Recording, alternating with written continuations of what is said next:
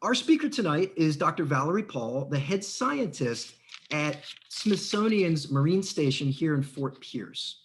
This is a role that she's filled since 2002, so she is no stranger to the Indian River Lagoon. Dr. Paul holds a PhD from the University of California, San Diego, Scripps Institute of Oceanography, and has authored or co-authored more than 290 scientific papers. That is a tremendous number. Prior to moving to our side of the globe, Dr. Paul served as a faculty member at the University of Guam Marine Laboratory from 1985 to 2002.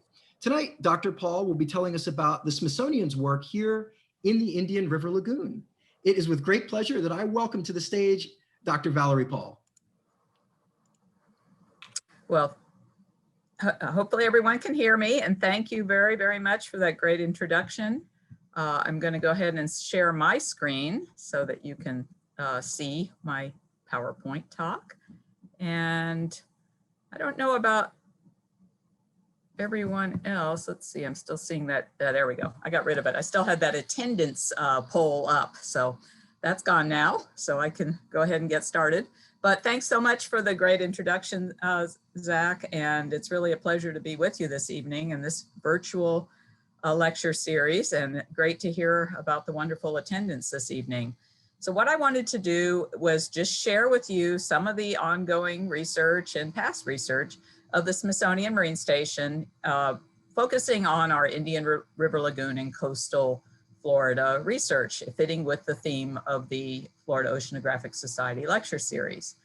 And I really just wanted to share with you kind of the variety of work. Not all of this is my own personal work. We do have a good team of about 20 people here at the Marine Station that are engaged in research and education activities. And so I'll go ahead and be telling you a little bit about work from more than just myself. So let's go ahead and what's going on here. There we go. Okay, had a little bit of a screen freeze. So I want to first tell you a little bit about the Smithsonian Marine Station. So we've been in Florida. I'm realizing, I was realizing this today as I was putting the talk together, that we've now been in Florida for almost 50 years. And this is going to be our 50th year anniversary later in the year. And I was thinking about it, and what a heck of a time to try to celebrate. I mean, we should have a big party or something, but of course we can't do that right now. So maybe in 2022, we'll be able to have a big celebration. But we are part of the Smithsonian Institution, of course, most famous for the museums and activities up on the Mall in Washington, D.C. And the Smithsonian has a very broad mission of the increase and diffusion of knowledge.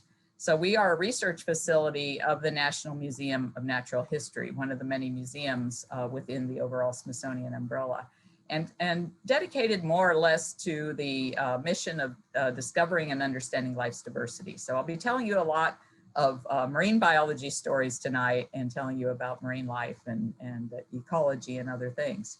So there's the Natural History Museum, our home, if you will, within the Smithsonian. And so my bosses are up there enjoying a snowy day, and we're down here in Florida.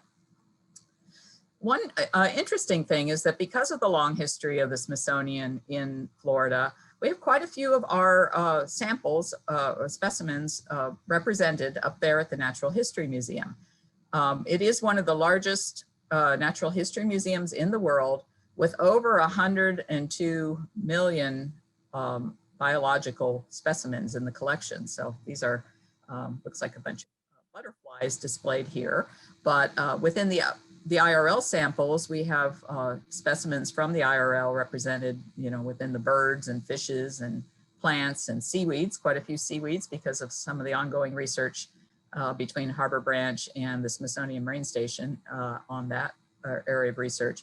And you can see that the invertebrates, the marine invertebrates, are particularly well represented. And so you'll be seeing my talk a fair bit about invertebrates as well. So what about our story in Florida? I mentioned we're going on our 50th year anniversary. We were established in 1972 and spent our first 25 years on the Harbor Branch Oceanographic Institution campus. And then we moved to our new facility in 1999. We're located on Seaway Drive for anyone who may not know where we are. And as I mentioned, we're really focused on the increase in diffusion of knowledge. With over 1,100 publications from the Marine Station, we focus predominantly on biodiversity, life histories of animals, so the larval forms as well as the adult forms, and the ecology of marine animals. We have very active educational programs, both for all the way from undergraduate,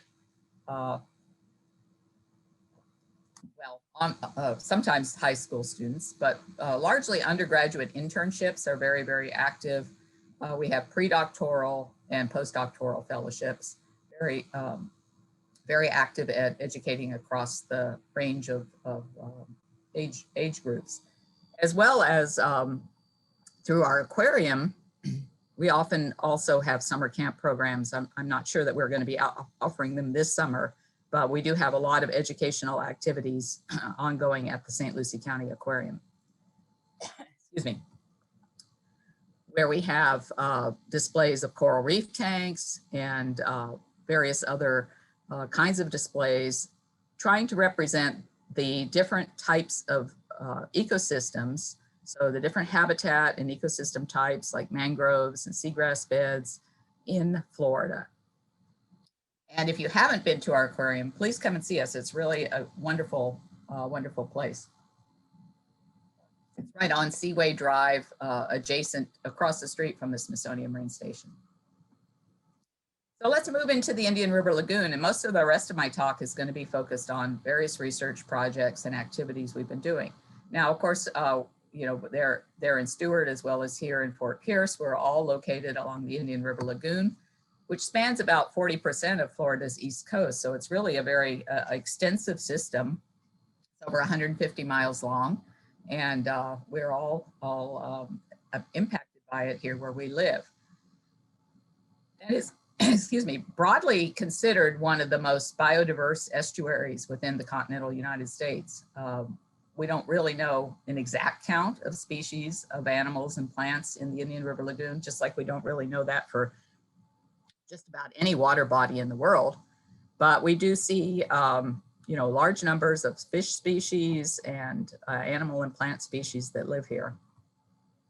And I'll tell you a little bit at the end, but we have the Indian River Lagoon Biodiversity website, which is a very active repository for information on the Indian River Lagoon. Now, one of the first projects I want to tell you about is our long-term marine ecology, Benthic Ecology project. And right now that's being led by Dr. Holly Sweat here at the Smithsonian Marine Station. It's been ongoing for a little over 15 years. And what this project does is it looks at long-term benthic monitoring of the Indian River Lagoon. What do I mean by benthic? I mean the bottom of the IRL, which is mostly sand and sediment in many places, unless it's seagrass habitats. And the kind of animals that live there are these little burrowing invertebrates for the most part, tiny bivalves and gastropods and crustaceans and worms. And to do this monitoring is very labor intensive. We have to look under the microscope and pick the animals out and count them and try to identify them. Our staff are getting pretty good with the taxonomy of these groups. And one of the longest data sets we have is has been sponsored by the U.S. Army Corps of Engineers and South Florida Water Management District as part of the Comprehensive Everglades Restoration Plan. You can see some of our sites here that encompass the St. Lucie River and the St. Lucie Estuary, and then up into the Indian River Lagoon. Kind of an impressive number here is about 5 metric tons of sediment have been processed to date. And one of the interesting things about using these animals is that they're really good bioindicators of the bottom habitat conditions. They can't get up and swim away like a fish if the environment starts to go bad.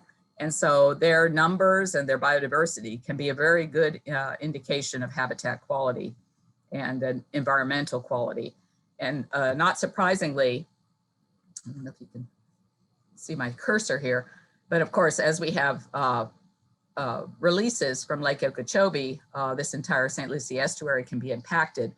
And we do tend to see the biodiversity plummet when we have those large scale releases. Now the Southern IRL and St. Lucie estuary are not the only regions we've been monitoring. That is our longest data set, but we also have the Central IRL. We did a short project, oh well, not too short, in the Sebastian River area when they were doing some dredging there. And then from 2014 to 2016, sponsored by the St. Johns River Water Management District, we did extensive surveys all up and down the Northern IRL system. So we've gotten a pretty good look at the infaunal responses to algal blooms and other kinds of activities over this entire time period. We found almost 1,000 different invertebrates and over 1 million different individuals that have been counted through these efforts. So it's really impressive. And we're still trying to learn about this diversity. You might imagine a lot of these little animals aren't very well known to science, and they aren't very well documented. Sometimes the taxonomy is very challenging. Lately, we have a project that's using molecular data to try to better identify what these animals are, a process often called barcoding, where you can use some of the DNA genes, the different genes and sequence the DNA to tell what these animals are. So it's kind of an ongoing project to try to better define this biodiversity in the Indian River Lagoon. Now over on the left here, you can see a developing egg. It's kind of cool. That's believe it or not, the development of a worm egg, sipunculin worm, which is an area of expertise of our former director, Dr. Mary Rice, who some of you may know if you've lived in the area for a while, as well as our current staff member, Dr. Michael Boyle. And Michael's able to use excellent microscopy facilities we have here at the Smithsonian Marine Station to study the development and developmental processes of these animals. This is some confocal microscopy with different stains that show you a larval form and the different muscle bands in this larva. So really able to get a picture of the development that's very, very surprising and very novel. So these, one of the really interesting things about studying the life history of these animals is that these diverse larval forms ultimately all come back to be adults. So we have starfish larvae down here on the bottom on the right-hand side of the screen, and some different kinds of worms here. These are sipunculin worms. I mentioned those already. A bryozoan. And believe it or not, this one in the middle on the bottom is a queen conch larva. So that would eventually, it would live in the plankton out in the water column for up to 6 or 7 months, and then eventually find a suitable habitat on the bottom. These often recruit into seagrass beds and then settle and grow there. So the adult forms, just like a moth to, or a caterpillar to butterfly transformation, the larval forms and the adult forms can look very different. Now, one of our interesting projects that's been going on at the Smithsonian overall, and here in Fort Pierce for about 7 years, is a project we launched, again, about 7 years ago, called Marine Geo, or the Marine Global Earth Observatory. And this is a global network to try to understand changing nearshore ecosystems. We know that a lot of effort has gone into ocean observing systems all around the world. There are standardized platforms for ocean observing, but there hasn't been a systematic effort to understand marine biodiversity in the same way. So we know all about the physical water column characteristics. We know about temperature and pH and salinity and a lot of other things, but we often don't know about the accompanying biology that goes with it. So the Smithsonian, with its focus on understanding biodiversity and everything, was a great place to launch this effort. And so we've been very active here in the Indian River Lagoon with some sites that the overall design of Marine Geo is to kind of understand these basic fundamental questions, like how is biodiversity responding to environmental change, right? It sounds very straightforward as a question, but we surprisingly know very little about it. And then how does this changing biodiversity affect the ecosystem function? You know, what does that mean about fisheries and habitats that we all care about and love. So these kinds of changes are, and the importance of them to the ecosystem is really fundamental. And we feel like the Smithsonian has been a great place to lead this effort. And this is currently being led by Dr. Emmett Duffy, who's a very well-known marine ecologist. So the Marine Geo effort encompasses everything from coral reefs, which of course we have some in Florida, but a couple of our sites are at Smithsonian field stations in Belize and Panama, as well as other sites around the world. Seagrasses, which we do have here in the IRL, of course. Mangrove habitats, which are plentiful around us. And then what about everything else? So we have those fundamental habitats, like I talked about, those ecosystems in the previous slide, but what about all the animals and plants and everything that live in them? Well, the Smithsonian has come up with some kind of standardized monitoring methods. These are, what you see here is kind of like a little condominium for plants and animals, if you will. A bunch of stacked settlement plates with a little bit of space in between, so all kinds of things can settle and grow in there and crawl in there in some cases. And these have been distributed honestly around the world at this point, but we've had these in the Indian River Lagoon, as well as at our field station in Belize and Panama and other places. And they can be deployed for like a year or more at a time. And then we see all kinds of settlement on them. So all sorts of animals move in, plants, etc. And it can be really very informative about the biodiversity that lives there without having to harvest the bottom. For instance, you wouldn't want to have to necessarily start excavating into this reef to understand what kinds of crabs and worms and other, mollusks and other things live down in there. And these are great ways to assess that diversity. So this is what retrieving one of these arms might look like. So there, this previous slide showed you a nice clean one, right? Just being deployed. And then here we have one that's been set out for probably about a year. You can see it's got crusting organisms on it. So it's now been pretty well settled, covered by something, and probably quite a diverse assemblage of things. And this is at our field site in Belize at the Smithsonian's Caribou Key Field Station in Belize. And some really nice papers have come from some of this effort. Again, this isn't my work, but we've helped deploy these things. And again, we've deployed them up and down the Indian River Lagoon. So we've got a pretty good handle of what some of the biodiversity looks like here. And Matt Leray and Nancy Knowlton, some colleagues of mine from the Smithsonian, published this paper a number of years ago in Proceedings of the National Academy of Sciences that used these to look at this benthic diversity. And they added an extra twist to it. They used DNA sequencing methods to sequence everything that was in here. And for instance, to try to assess what was growing on the plates, they just scraped it all off and extracted all the DNA out of it and used these methods called barcoding methods or meta-barcoding methods to try to understand what all the diversity was. So kind of a cool way to start to use modern techniques to assess biodiversity.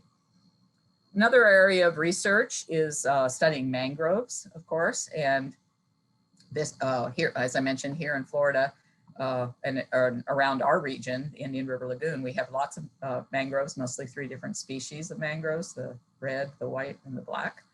And then, but a little bit north of us, from about Titusville to St. Augustine, is this mangrove marsh, salt marsh transition zone.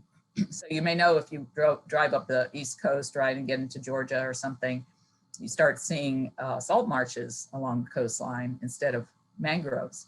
But there's this transition zone that encompasses, say the St. Augustine area and Daytona Beach in that area. And so a number of our scientists, including scientists who now work at Florida Oceanographic, Valerie, who's there, have worked on this, this mangrove ecotone, and again have published in some very high quality journals that some of this northern expansion of these mangroves as they march toward the colder regions is in response to decreasing frequency of extreme cold events, because mangroves are very susceptible to freezing. And so when we have fewer winter freezes, these things can continue to march a bit northward. Oyster reefs are another really important habitat type.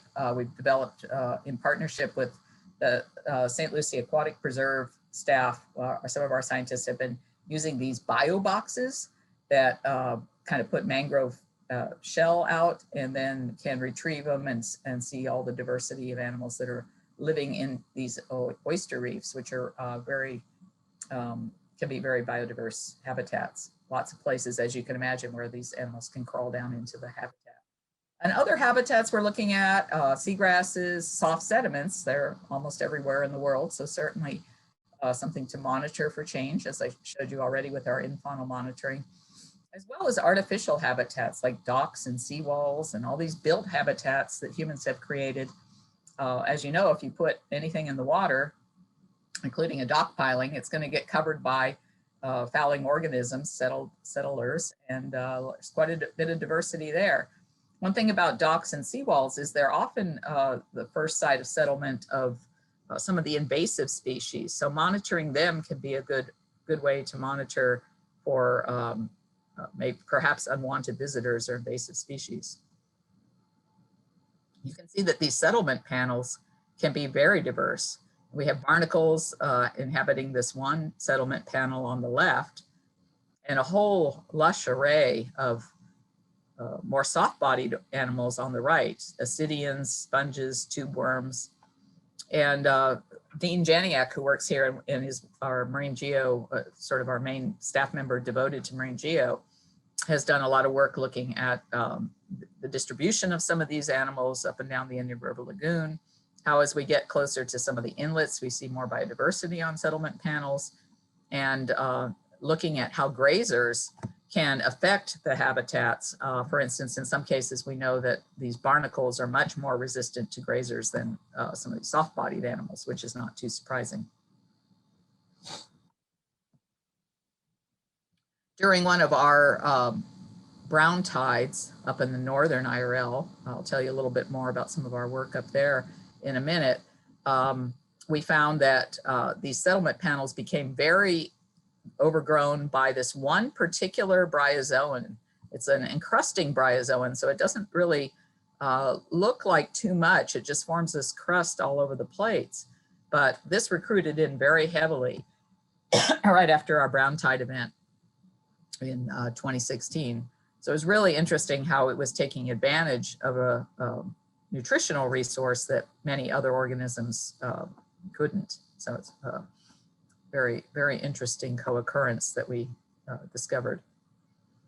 And speaking of this brown tide, I want to use this slide to lead into some of our work over about 3 years, a few years back, that was sponsored by St. John's River Water Management District, looking into some of the northern IRL harmful algal blooms. And so this whole effort that they launched, which encompassed a number of different institutions, including the Smithsonian, but Harbor Branch and FIT and others, was all in response to extensive blooms that started occurring over a number of years, especially starting in 2010 and 2011 and going up until, well, they still can occur, but certainly up through 2016 and 2018, we've had a number of different blooms. So, as I mentioned, this was sponsored by St. John's River Water Management District, but we had a number of scientists here at the Smithsonian Marine Station working on this project, and it really allowed us to get really familiar with the northern IRL, which we hadn't worked in as much or as extensively. And not surprisingly, I mean, if you drive from here to Titusville, it takes an hour and a half. So it is, you know, a little bit further distance from just working in our own backyard here around the Fort Pierce area.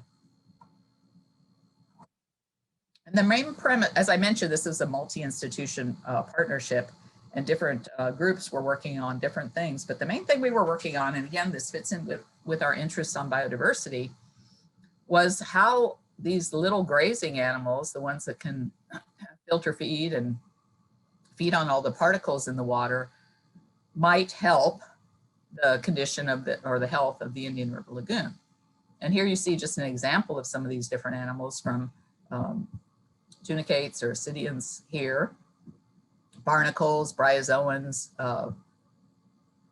tunicates, oysters, right, and sponges. All of these can feed on what we call filter feeders or suspension feeders. They'll feed on phytoplankton and zooplankton that live up in the water column. Plankton are, especially the phytoplankton, are really interesting from the harmful algal bloom perspective, and you'll hear a little bit, I'll talk a little bit more about that as my talk goes on. But they're also, of course, a fundamental part of the food chain. So having phytoplankton at the base of the food chain is absolutely perfectly natural, and we would often see a diversity of plant, like, you know, microcellular or unicellular or multicellular plants, and then of course the zooplankton that take advantage of feeding on those. So all of this is perfectly natural, and to have this kind of diversity would be perfectly natural. What often happens with the bloom is we'll get you know, one algal type or maybe a couple algal types just becoming disproportionately abundant and taking advantage of some changes in the environment that allow them to take off, and we lose a lot. Often we'd lose a lot of diversity and just see extensive numbers of only a certain types of algae, and those are often referred to as harmful algal blooms. So again, this diet, the diets of these suspension feeders can be quite diverse. Here you just see a plankton sample in the middle that's got all sorts of different things in it. And you can see some close-ups, microscopic close-ups of some of this diversity. And all the animals that feed on them, from the you know, the gills of the bivalves, like oysters and clams and things that filter out these particles and use them for food, to the filter feeding apparatus of barnacles, and, tunicates and sponges, and all sorts of these different animals are all making a living feeding on this plankton assemblage in the field. But one of the ones we focused on a lot, in part because of their, of course, historical importance and abundance, and you know, fisheries that are known for clams and oysters and things. We also had one member of our team who was a specialist in bivalves and bivalve feeding. So she was a great addition as we were starting to try to understand these blooms and the algae that occur in them. So let's take a quick look at how these bivalves eat, right? So I mentioned, as you can see, that they're eating a diversity of plankton, and they create water flow by their gill structures, and by pumping the water through the gills, they can filter out these different particles. So all the different microorganisms that they might feed on get trapped in the gills, depending on size. So seawater, of course, goes right through, but some of the different plankton types might get trapped. And then there's an active selection. So they don't just eat everything that's there. They can actually filter out things and reject things. And so, of course, what they eat, what, you know, ingestion is are the things that that they're selecting for and want to ingest, and then they can reject the particles they don't like, and those are often called pseudofeces, because they're actually they're not passing them through their body; they're just expelling them from the gills without eating them. And I mentioned our postdoc Eve Gallimani, who worked with us. She was the bivalve expert. And she had brought over the design that she'd used in some other projects. She came from Spain, that she'd used in some other projects to naturally look at what these bivalves were feeding on from the water. So we could do this by going to any dock or anything, as long as we had a water source, and we had a pump that we lowered down in the water, and it pumped up the water through these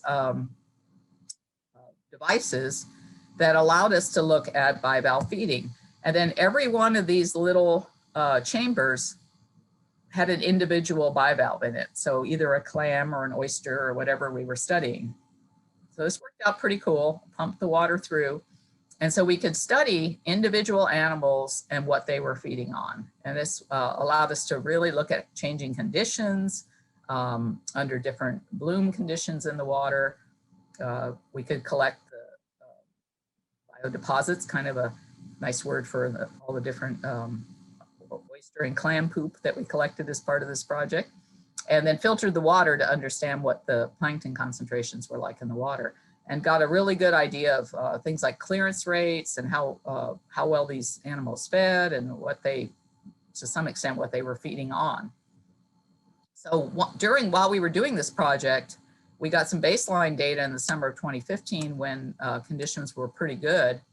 And again, we were using different resorts and different people let us use their docks. So this was a really, we really had great support from the community. We used the Banana River Resort up in Cocoa Beach, and then we used some other docks, some public docks up at Cocoa Beach. And everybody was just really great and really hospitable. In early 2016, however, we had a brown tide. And that was over 3 million cells per milliliter of water. So you can see the water is murky brown, and that's all this brown tide in there. And it allowed us to understand how these different bivalves would feed under conditions like that. All of them slowed down their pumping rate and slowed way down on their feeding. But there was a big difference between the oysters and the clams. And the clams essentially clammed up in that they stopped feeding altogether and just didn't pump water and didn't feed during these high bloom events of the brown tide. However, the oysters kept feeding a little bit lower rate, but they still filtered out particles and still filtered out the brown tide and ingested it. And so that was good to see that they could still survive and do some feeding through those extenuating conditions in the brown tide, and really gave me a renewed appreciation for oysters and their role in filtering out particles and helping keep our estuaries and habitats clean. And as you probably know, there's a lot of oyster restoration efforts going on in the Indian River Lagoon, as well as lots of other places in the world, the Chesapeake and other places. And so I think these efforts are very, very worthwhile. We really learned a lot that helped us understand how these guys fed. We did all sorts of experiments. We offered them different kinds of food types. We had cultures going. We had gotten some bloom forming algae from a researcher up at University of Florida, Ed Flips, and we're able to offer them to individual animals in these kinds of trials.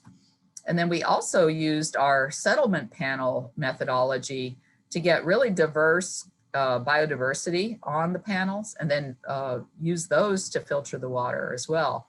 And we saw that it was really interesting because we found that things like sponges and ascidians and oysters and other barnacles and other things were feeding generally on different kinds of phytoplankton. So to do a really efficient job of filtering out particles and different kinds of microalgae or phytoplankton, it was really important to have this biodiverse ecosystem and have a lot of different kinds of diversity on our panels. And this was a really fun part of this study to uncover that.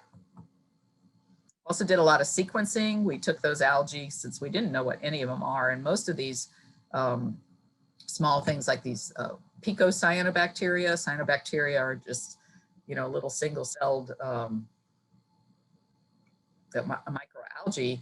The pico means that they're even smaller. These are less than 2 microns in size. And so they microscopically look extremely similar. So one of our postdocs, Thomas Savage, did a lot of sequencing to uncover what some of the diversity of these were. And even though they looked almost identical, they came out very different in terms of their taxonomy, really different groups of cyanobacteria. And then for the microalgae, some of the green algae that were blooming in the northern Indian River Lagoon in the 2010 and 2011 blooms, they were so bad that they were called super blooms. We were able to characterize what some of these were as well. And these were some of the strains that we got from Ed Flips. This was a but we couldn't get much further than that because the taxonomy of all of these things are in a big state of flux and are very poorly known, again, because there aren't very many good morphological features to go by. And so the DNA-based or molecular methods are just starting to resolve some of this biodiversity. This is just one example of that. Again, this is Thomas's work as a postdoc here. He went out and collected 3 water samples and 3 sediment samples just off the dock of the Smithsonian Marine Station, and then applied these metabarcoding methods, which are just like I described to you about the settlement panel. You basically just take everything and extract it all and then start sequencing. And with the next generation sequencing methods, all the DNA can be sequenced. And he was looking at one particular gene called TUF-A, which is a chloroplast gene. It's very important for algae. But what this tree is showing, this phylogenetic tree, is that with this one series of samples, 3 little water samples and 3 sediment samples all combined together and analyzed, he got over almost 800 OTUs, which are the sequences that he uncovered, which more or less equate to different species or different entities. So this is diversity that is just like wild, that we have no understanding of whatsoever. And this is that the level of the taxonomic richness that we have surrounding us, and we really just know almost nothing about. It's mind-boggling in a lot of ways, and just really exciting, really a frontier for looking at using molecular sequencing methods and DNA to really try to resolve biodiversity. We're just kind of at the forefront of it right now. Well, if you live in Stewart, unfortunately, or along the river, in the past decade or so, you've seen a few scenes like this, and these are all local pictures of some of the cyanobacterial blooms that occur in the southern part of the estuary. We've had blooms over the last decade throughout the estuary, the Indian River Lagoon. We've got, but different things are happening in the north and the south. And in the south, it's often these cyanobacteria blooms that are mostly Microcystis. Again, a little single-celled cyanobacterium. And then in the north, we've had the brown tides and some of the green, single-celled green algae blooming. It's been a little bit different, but it's all, a lot of it is the result of nutrient enrichment in our waterways. And in the estuary, the St. Lucie estuary in particular, we often see these blooms when we get the freshwater releases from Lake Okeechobee. And Microcystis is not a good thing to have around in large abundance. It's a toxic cyanobacterium. Many cyanobacteria are. And this one makes a whole series of compounds called microcystins. I have microcystin here, but there are over 100 variants of this molecule with minor structural changes throughout the chemical structure that can be found in different samples of Microcystis from around the world. And the bad thing about Microcystis is it's a known hepatotoxin or liver toxin. And so it can cause liver cancer in people. And there are hot spots where Microcystis has been abundant and people ingest it through food or water, where there are outbreaks of liver cancer in some cases. So Microcystis blooms are not at all unique to our waterways, unfortunately. This is an assessment for microcystins done in 2018. I found this on a website when I was looking at algal blooms, especially Microcystis blooms across the country. And this was a national lake assessment done over about a 5-year period.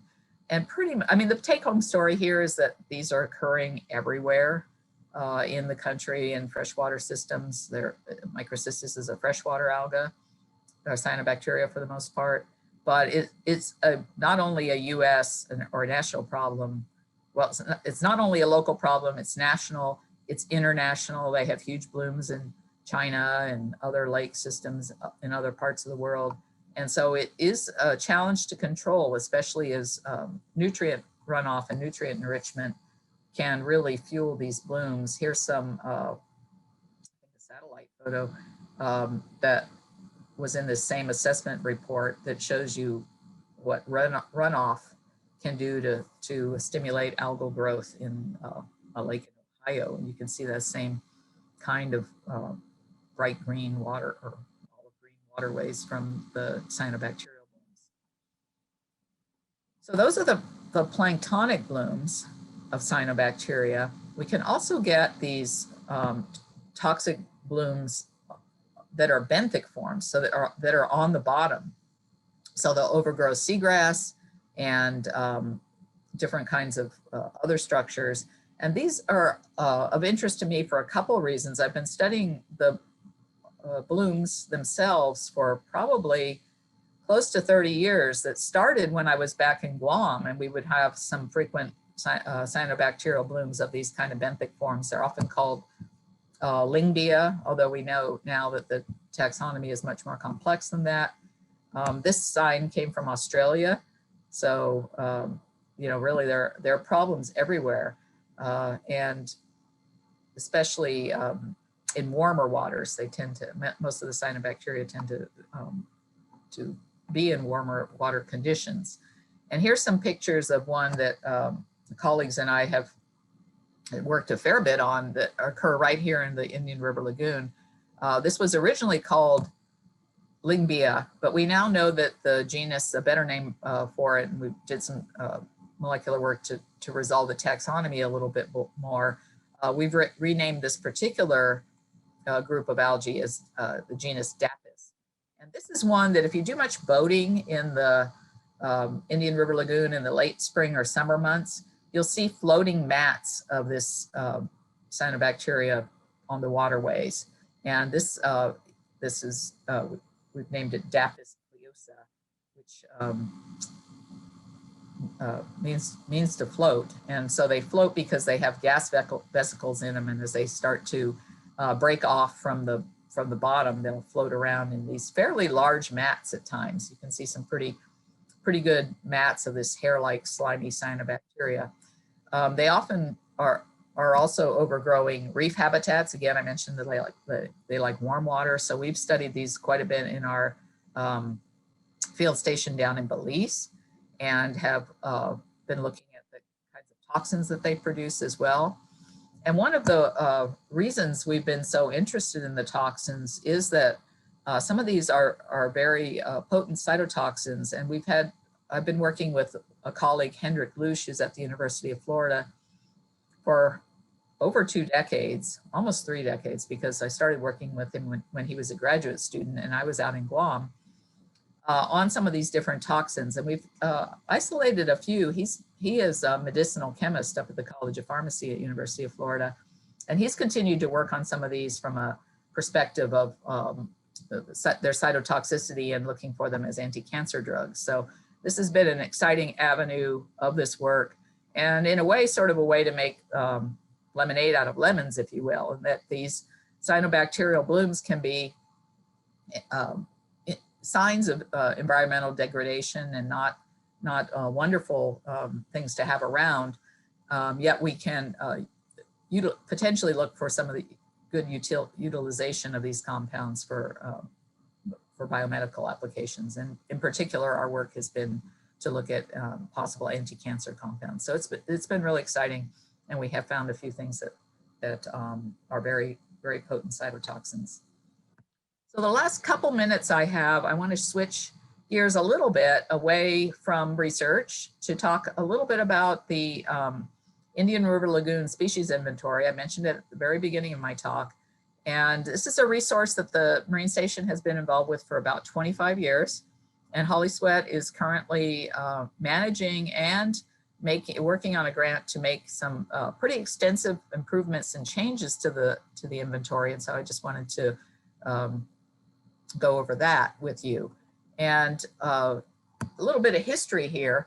In 1994, the first IRL Biodiversity Conference was held at Harbor Branch. And later, those proceedings were compiled and we became the repository for this database in 1997. The database went on online and shortly thereafter, and has been active ever since. However, it did become quite outdated. Again, I mentioned all the development of it, and this has been the website for the last couple of years. It lists over 3,500 species of animals, plants, and various, even some of the phytoplankton that occur in the IRL. It's got photo galleries and various stewardship information. But again, it needed some significant updating. And so, some of these reports are quite extensive. So this is a great resource for students, teachers, anybody interested in some information on some of the species that live along the lagoon. Here's a look at how we developed the lagoon, the inventory over time, and kind of focusing on different types of organisms over time. But we really wanted to expand and improve the database, and in particular, make it a bit more modern and functional. So last year, we were fortunate to be able to partner with the Indian River Lagoon National Estuary Program on a 5-year renovation and expansion of the database. And so this has a new look, and hopefully it's going to be a lot more dynamic and user-friendly and great photos. And eventually we want to tie in some of these molecular barcodes and things like that into the database as well. So we went with a group called Symbiota, which does, which has been NSF funded and has been making collections and databases around the country.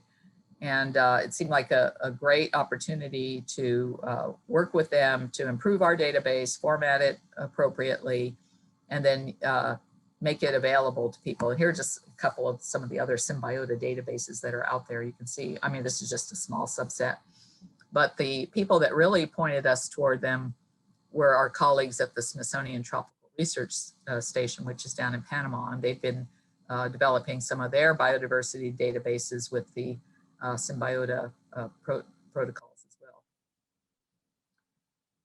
So we are, as I said, continuing to expand it. And if you are interested at all in, contributing photographs or even DNA barcodes or anything like that from some of your own work, please let us know. And we're continuing to try to build and develop this database. We're kind of in a year 2 of a 5-year effort here. So in terms of the work we've been doing, I mentioned it's a great team of investigators here at the Smithsonian Marine Station. These are some of the people I've worked most closely with in my laboratory, but we have a great team here, and fortunately have a variety of funding sources, including traditional grants and funding. I mentioned some of our NIH work and some Smithsonian fellowships and support that way as well. But it's been it's a great place. Come and see our aquarium if you haven't already. And certainly if you're interested in any more of this research or anything like that, feel free to reach out. And I'm open for any questions at this point.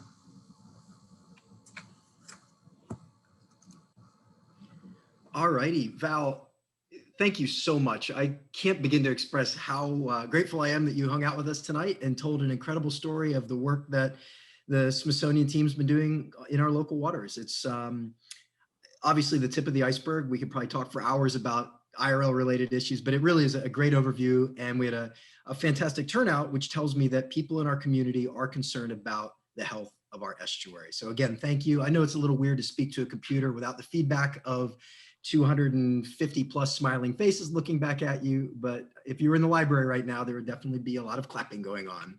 Now, we're starting to get some questions streaming in. If you have any questions for Val, go ahead and type them into the Q&A box on the bottom of your screen. And we've got plenty of time to go through those. So don't be shy. And I'm going to go ahead and get started. All right. So we have a question about invasive species. Is the Smithsonian doing any specific work targeting invasive species in the IRL? Yeah, it's a great question. So as I mentioned, as part of our Marine Geo program, the Marine Global Earth Observatory, we do a lot of monitoring, and especially on some of those fouling panels and things, it's a great way to pick up invasives. Some of those are fouling organisms. They, understandably, they can get established pretty easily because they can spread quickly on the bottom of boat hulls or other things. And so those kinds of organisms can move around pretty quickly. So we are looking for them. We note them. We have, of course, detected ones that are already known to be in the IRL. And some of our specialists, our taxonomic experts, have found some new things, especially some of the invertebrates like bryozoans and things, because one problem, of course, with some of those groups, and Zach can appreciate this, is just that the taxonomy is so poorly known that a lot of people can't identify them. So we're fortunate with the Smithsonian to have some of the museum experts and things that can work with us and help us identify them. So we are definitely detecting them. I should mention that some of our colleagues up in Maryland at the Smithsonian Environmental Research Center specialize in invasive species. And so they've also worked down here. One thing the Smithsonian Marine Station does, in addition to hosting some of our own scientists here, at least pre-COVID, we had a lot of visitors that came through, and sometimes up to 80 or so people a year, including many scientists from other Smithsonian labs up in DC and other places that wanted to use us as a field station. So we get the advantage under normal times of having a lot of experts come through, which is always exciting. Great. So speaking of the settlement plates, somebody had a question about the plates themselves. What are they made out of? So the ones we're using are just PVC, which is really easy to just order and cut. Of course, not everything, not all organisms want to settle on PVC. They're great for these kind of fouling organisms, like I mentioned, that'll settle on just about anything from your boat hull to your dock to settlement plates. But certainly some things are a little particular and wouldn't settle on them. For instance, I do a lot of work with coral larvae, and they're a little more picky, and they probably, a lot of them probably wouldn't settle on the settlement plate so readily. But they're great for just getting your generalist invertebrates that will settle on a lot of different substrates. So yeah, they work pretty well. People have used other things, settlement panels that are made out of aragonite or rock or those sorts of things to try to attract different things. All right. You mentioned that clams react to the brown tide by stopping the feeding process. How long can they go before they start to die during a severe brown tide outbreak? That's a really good question that unfortunately I can't specifically tell you. I'm not much of a clam expert myself, but I would suspect they can certainly go for several days without feeding and be just fine. And maybe even longer than that, but they can't go indefinitely. So when these brown tides persist for weeks or something like that, so that's when we start to see not only clams, but other organisms that can't handle them start to die. The other thing that some of the algal blooms can do and can cause fish kills even without toxins is because they can reduce the oxygen content in the water. So they can cause what we call hypoxia, low oxygen, and that can be lethal for a lot of things, including fish. So some of the fish kills certainly some of the ones that were associated with the brown tide were thought to have been caused mostly by just low oxygen. But that's just as bad, of course, if it's killing fish. That's not a good thing. One of our viewers was hoping you might be able to share the web URL for the IRL repository. And if you don't know it off the top of your head, we can always follow up by email later. I think it's just IRL speech.org, but I meant to put that on there and I did not, and I really apologize. But I know if you just Google Indian River Lagoon Species Inventory, and it pops up. I mean, it's something I use all the time. If I'm trying to, identify a species that's kind of looks like something else, it's oftentimes my starting point rather than going into the literature and digging out a book or a key. Yeah, it's so thorough that I use it all the time as a starting point rather than an end point. Yeah, no, that's great. Yeah, I'm sorry I did not put that up there, but it's easy to find. I was just looking at it earlier and I forgot to copy the website down. I'm sorry. So this might be a little outside of your wheelhouse, but how are the dolphin and manatee populations doing in the IRL? You know, that is not something I personally work on. And in fact, the folks at Harbor Branch probably have the best data on the dolphins for sure, because they have a whole group that works on them. My understanding is the populations are fairly stable. The manatees, of course, can move around between summer and winter, but and manatees, you know, we're worried about, of course, not just in the IRL, but you know, throughout coastal Florida, because they are vulnerable to getting hit by boats and other things. That's why we have our slow speed signs during manatee season, which is mostly the winter. So they do better some years than others, but my understanding is the populations are fairly stable. Yeah. Well, the good news is on our March 9th lecture, we're going to invite Dr. Annie Page Cargin, who is a PhD scientist and a veterinarian from Harbor Branch, who specializes in health issues related to dolphins, manatees, and sea turtles. So I encourage you to come back on March 9th and ask her that question. Yeah, no, that's great. Really I'll have to come and listen in, because it's going to be a great definitely program. Learn something. No, that's great.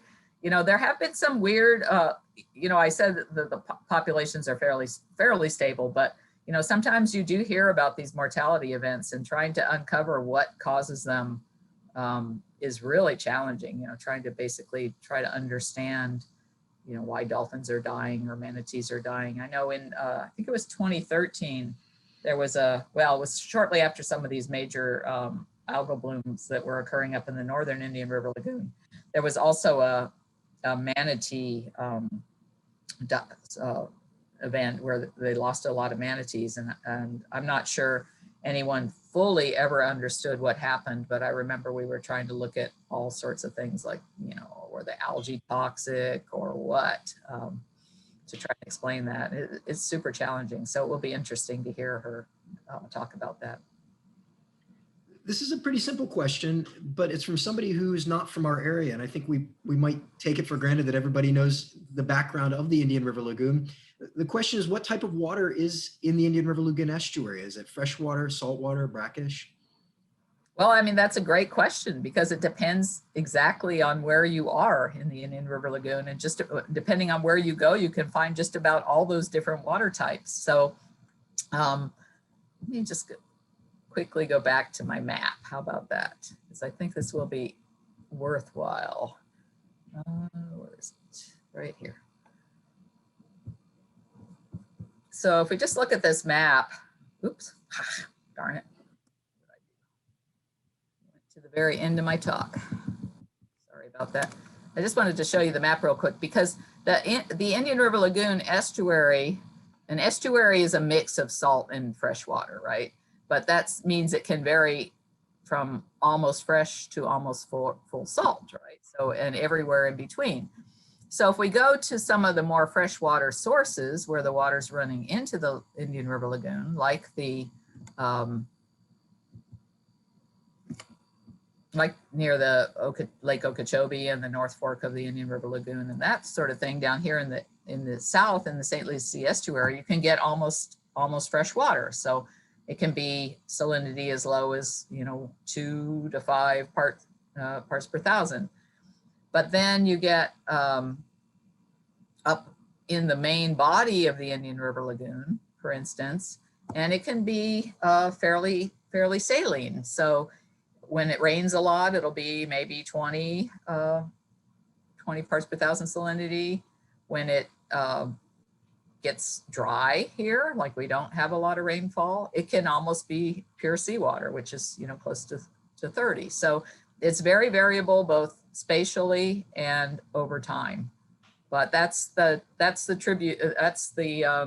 distinguishing feature of an estuary in general. It can be varying mixes of fresh and salt water. All right, next question is about the governor's blue-green algae task force. The viewer was wondering whether any of the data that Smithsonian has collected has actually made it to the governor's desk, and if so, if you had any thoughts on, you know, whether actions have been taken based on data that scientists are collecting throughout the IRL. Yeah, so I almost put in a little bit on the blue-green algal task force because I'm actually a member of it. So there are 5 scientists who are members, as well as the chief scientist of the state of Florida, Dr. Tom Frazier, who's kind of oversees and coordinates things. And we've been meeting since, I guess, early 2019. And it's been a really interesting experience. We've tried to synthesize a lot of data. There's so much data. That's part of the challenge. And of course, the 5 different scientists that are on it range from Dr. Jim Sullivan, who's at Harbor Ranch and does a lot of phytoplankton studies and is kind of a algal physiologist, to others who are more ecologists, some who work on the west coast of Florida where we have more of the Florida red tide and they see some of that. So it's a really interesting group of people. We've worked together well, and the challenge is trying to take all this data and all this information and synthesize it and try to make some recommendations that make sense. And you know, one of the things we've focused a lot on is nutrient reductions, because almost all algal blooms can be responsive to nutrients entering the environment. And like I showed you with that map of all the places where Microcystis blooms in the USA, you know, it's a lot of it's waterways that are affected by humans or agriculture, and nutrients can cause these blooms. So our next question is one that I'm excited to hear your answer for. It's a fantastic ecology question. Given the massive loss of seagrasses in the northern Indian River Lagoon, will the small invertebrate organisms and even fishes that are heavily dependent upon healthy seagrasses, will they even be around to recolonize those areas if and when seagrasses return years from now? Or will the seagrass invert community be completely altered? You know, that's an excellent question. It's very ecological, just like you say, Zach. And I don't know, you could probably answer it as well as I can, because, you know, we really don't know the answer to that. But I think we have to presume that any organism that's very closely linked with seagrass is going to be impacted by seagrass losses. A lot of these inverts can take shelter in seagrass. Seagrasses, like mangroves, are great nursery habitats. You know, we know a lot of small fishes and invertebrates can get refuge in these kinds of habitats and grow to a larger size there. And so that can have an impact on everything from ecology to fisheries, right? If some of our important food fish, snook and other things, don't have the same habitat to go into. But gosh, we really don't know the answer to that. And in some ways, we don't even really know the answer to what organisms are really, really closely associated with seagrass beds. But yes, you know, there are a lot of efforts looking at restoration of seagrasses. And I know there at the Florida Oceanographic, you guys are working in that area. And it's an important area because we really don't understand. I mean, we know what caused some of the seagrass losses. Certainly, when we get those harmful algal blooms, it blocks the light to the bottom, right? And seagrasses are plants, just like grass on your lawn. They need sunlight to grow. And so when the water column gets really turbid from anything, but certainly from algal blooms, the seagrass don't get the light. And so there were huge losses of seagrass after the 2010 and 2011 super bloom up in the northern Indian River Lagoon. But we're also seeing losses of seagrass in areas around here, around Fort Pierce, that didn't have the same level of harmful algal bloom activity. Because, you know, we're blessed by having the Fort Pierce Inlet here, which flushes out this region of the estuary pretty well. So I would venture to say that scientists are scratching their heads a bit about some of the losses of the seagrass. We don't fully understand what's going on. It's definitely a complicated problem. I fished the northern Indian River Lagoon last week, and there are huge areas that were historically seagrass beds that are now covered with a benthic type of algae called Caulerpa prolifera.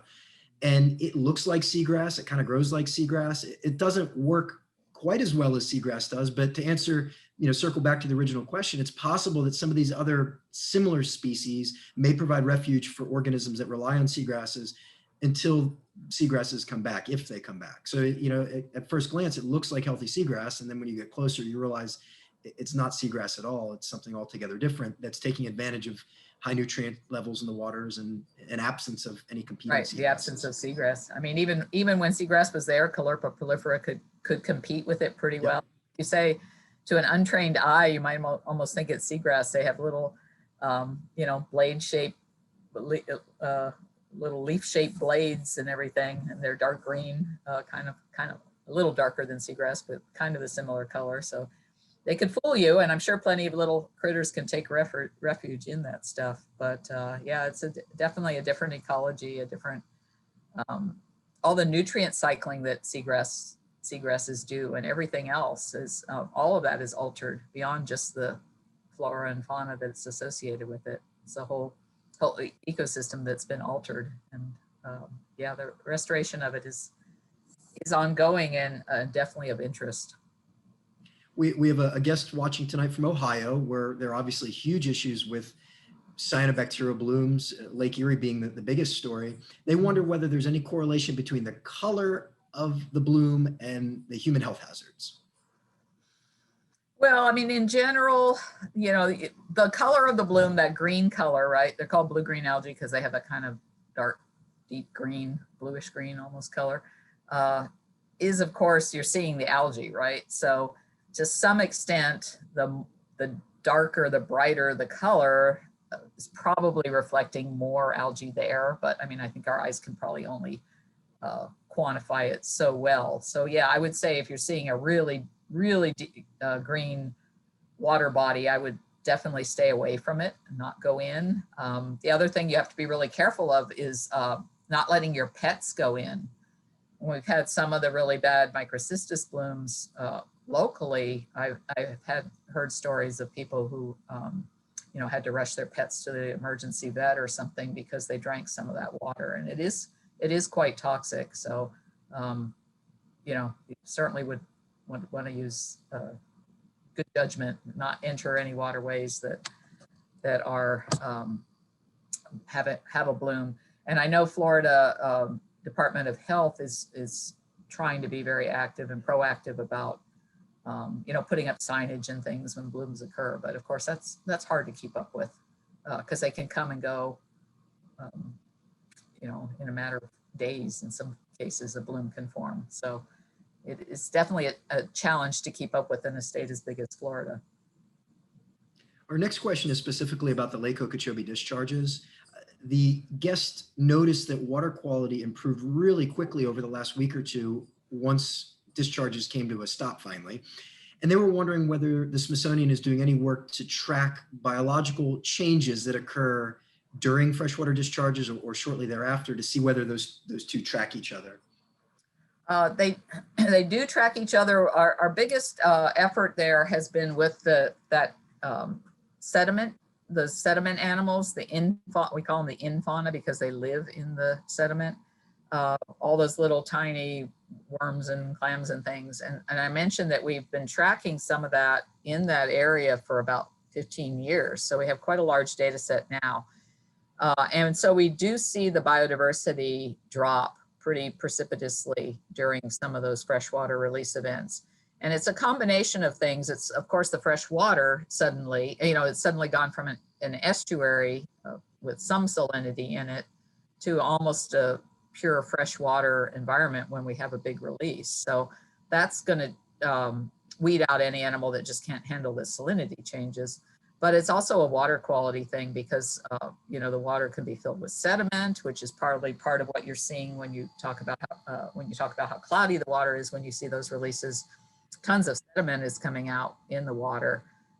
And sometimes it's algal blooms too. Right now, I think in the winter months, we don't tend to have as many algal blooms, which is probably, one reason that they were looking at doing releases now rather than waiting into the spring when they can often trigger these algal blooms. All right, we have time for a couple more questions. So this viewer is interested in the feeding studies that you talked about with bivalves, and they're wondering how well clams and oysters utilize cyanobacteria, if at all. Yeah, that's a really good question. And when we were doing some of those feeding studies in the laboratory, we found that they would utilize most of any kind of algae we'd give them to some extent, but they definitely had some preferences, and cyanobacteria were generally not the most preferred. Seneca, one of our strains, when we did the molecular studies, came back with the taxonomy of the Senecoccus, and those are sometimes known to be, I don't know, I'm almost going to use the word a little sticky, like they have a polysaccharide, gummy kind of texture to them. And those can clog the gills on some things, and clog the filter feeding mechanism on some things, especially sponges. Sponges don't do well. And some of you that might live in South Florida may have heard about some of the sponge die-offs in Florida Bay.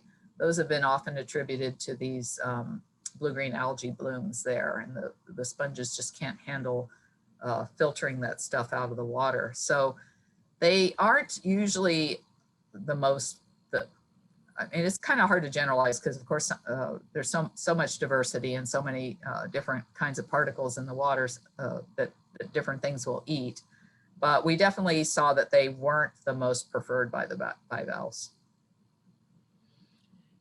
All right, so our next guest question involves interactions between algae blooms and other factors. So they were wondering whether anybody at the Marine Station is trying to unravel relationships between our algae blooms and other disturbances in the IRL, things like salinity changes, temperature changes, pollution, herbicides, the kind of the correlation between an existing stress that we know about and then these algae blooms that have been occurring more frequently lately. Right. Well, one of the things we looked at with the blue-green algae task force is the fact that most blue-green algae, and certainly the ones in Florida, are usually blooming in spring and summer months. So they definitely respond to the warmer water and higher light levels that we get at that time of year. So the timing is really important and is environmentally driven. So one problem with warming water temperatures that we're getting, seeing slight increases in water temperatures, is that does promote blue-green algae blooms. So not only are we battling nutrient runoff, right, which can contribute to these blooms, we also have to look at water temperature changes and everything, which make cutting back on nutrients even more critical, because all of these are promoting algae blooms. And so there definitely are some interactions between different environmental factors that can promote these algal blooms, and it makes it really challenging from a management perspective to try to control the blooms. So the Indian River Lagoon was once famous for its biodiversity. Are there any efforts to work with policymakers to restore the lagoon's original health by reducing impacts of pollution like fertilizers? Yeah, I mean, I would say there's a lot of management efforts going in that direction. It is challenging because, I mean, it is still a very biodiverse ecosystem. I mean, we've had some challenges and impacts. Certainly these harmful algal blooms in the 2010 and 11 time period, impacted seagrasses and other things. So we definitely have our challenges, but there is quite a bit of effort. I know Martin County is actively, and you may know more about this than me, Zach, is actively doing, septic to sewer conversions. I see that ongoing in a lot of different parts of the IRL. Brevard County up in Melbourne is very active with nutrient control, changes to stormwater management and other things that might help with nutrient control. So people are starting to, get more active and try to make some of the changes that can help these waterways. It's just challenging. I mean, all of these things cost money, and so it's hard to do everything at once that needs to be done. So we have to pick the things that can give you the biggest bang for the buck and get those implemented the quickest, I think.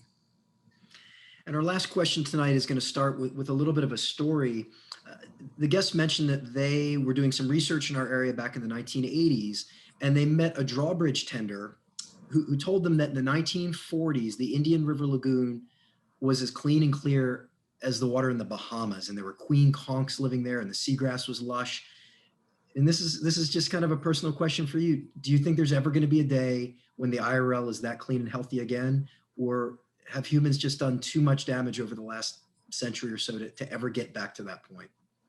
I mean, I think one thing we have to look at is, our population here now is, well, Florida overall is what, 20 some million. And, millions of people moved to the Indian River Lagoon since the 1940s, and it is a cumulative impact, but we can clean waterways up. I mean, they're cleaning things up in the Chesapeake. Tampa Bay did a good job of cleaning up and restoring seagrasses there. Of course, everywhere still has a long ways to go, but we've shown where we can reduce nutrient pollution, especially, that we can get cleaner water. So I don't, will it be like the 1940s? I don't know, but it can certainly improve a lot, and we can certainly see seagrasses come back. Queen Conker, a different story, because we over harvested those, so that's the challenge there. But